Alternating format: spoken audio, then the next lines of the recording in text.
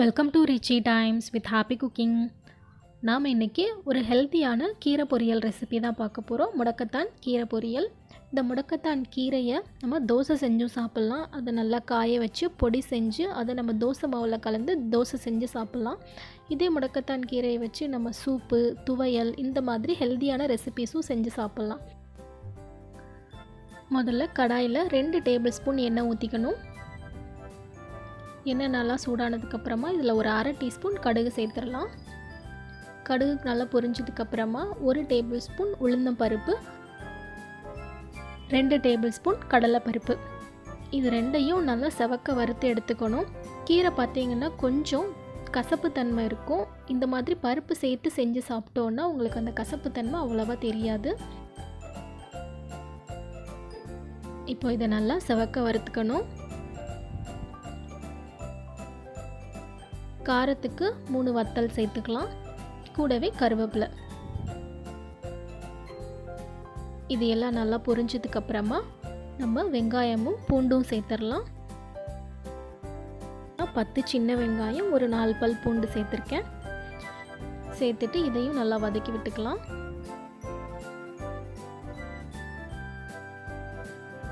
இந்த முடக்கத்தான் கீரை உடம்புக்கு ரொம்பவே ஹெல்த்தியானது. இந்த முடக்கத்தான் கீரை எண்ணெயை தலைக்கு தேய்ச்சோன்னா பொடுகு தொல்லையெல்லாம் இருக்காது. இப்போ இது கூட ஒரு 1/2 டேபிள் ஸ்பூன் சீரகம், ஒரு 1/4 டீஸ்பூன் பெருங்காயம், 1/4 டீஸ்பூன் மஞ்சத்தூள், இந்த பொரியலுக்கு தேவையான அளவு உப்பு சேர்த்துட்டு இதையும் நல்லா வதக்கி விட்டுக்கலாம். மூட்டு வலி, முடக்குவாதம் இந்த மாதிரி பிரச்சனை இருக்கிறவங்க இந்த கீரையை அவங்களோட உணவில் கட்டாயம் எடுத்துக்கணும். இப்போது வெங்காயம் பூண்டு எல்லாமே நல்லா வதங்கிடுச்சு. நான் 1 கட்டு முடக்கத்தான் கீரையை நல்லா க்ளீன் பண்ணி வாஷ் பண்ணி வச்சுருக்கேன். இப்போ இது இதில் சேர்த்து நல்லா சுருளை வதக்கி விட்டுக்கலாம். கீரை பார்த்திங்கன்னா சீக்கிரமாகவே நல்லா வதங்கிடும். கீரையை எப்போவுமே மூடி வச்சு குக் பண்ணக்கூடாது. இது இந்த மாதிரி ஒரு 2 நிமிஷம் நல்லா வதக்கி விட்டிங்கனாவே நல்லா சுருண்டு வதங்கி வந்துடும்.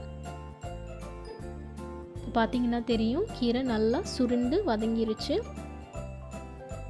இப்போ கீரை நல்லா வேகணும்.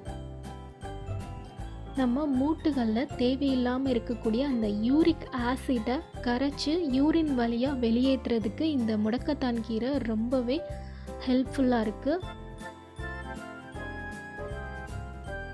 நம்ம தலையிலிருந்து மூட்டு வரைக்கும் நமக்கு எந்த வகையான பிரச்சனை இருந்தாலும் அதை தீர்க்கக்கூடிய ஒரு மருந்தாக இந்த முடக்கத்தான் கீரை நமக்கு பயன்படுது. கட்டாயம் இதை உணவில் வாரத்தில் 2 இல்லை 3 தடவை சேர்த்துக்கோங்க. இப்போ கீரை நல்லா குக் ஆகிடுச்சு. இது கூட இப்போ கடைசியாக ஒரு 1/4 கப் துருவன தேங்காய் சேர்த்துக்கலாம்.